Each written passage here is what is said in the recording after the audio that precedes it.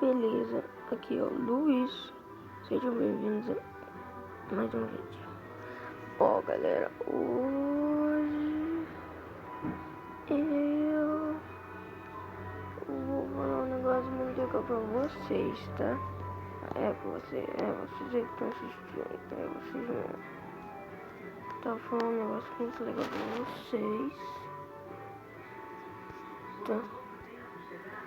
Eu vou falar sobre o Free Fire. Sim, o Free Fire, galera. Free Fire tá em modo atualização, né? Nesse momento, né? Deixa eu até entrar nele aqui. Agora é 6h48 da manhã. Deixa eu entrar nele aqui, velho. Ele tem atualização, tá, galera? Eu vou dar uma falada sobre isso, mostrar as coisas de atualização. Isso aí, galera.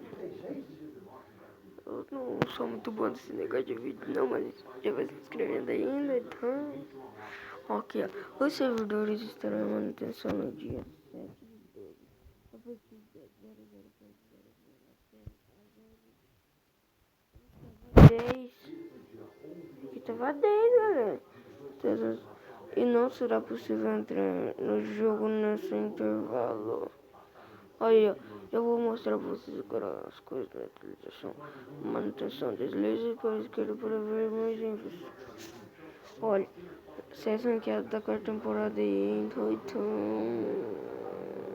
Opa, aí já tem a Vector nas 12 mãos. Que isso?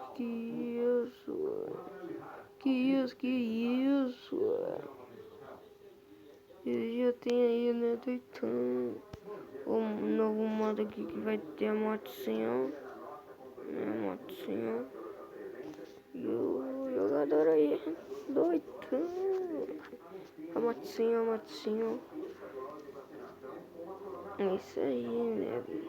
Eu vou dar uma falada sobre isso, explicar um pouquinho. Tudo, né, velho? Ó, primeiro que manutenção normal. Agora, se é ranqueado da quarta temporada, galera. Se é ranqueado, vocês sabem que tem pistola G18. Daí subiu pra Águia do Deserto. Daí subiu pra Famas.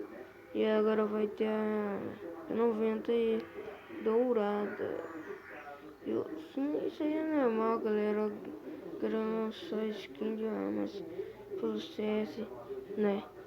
Agora eu vou pra próxima. Victor nas duas mãos. Victor.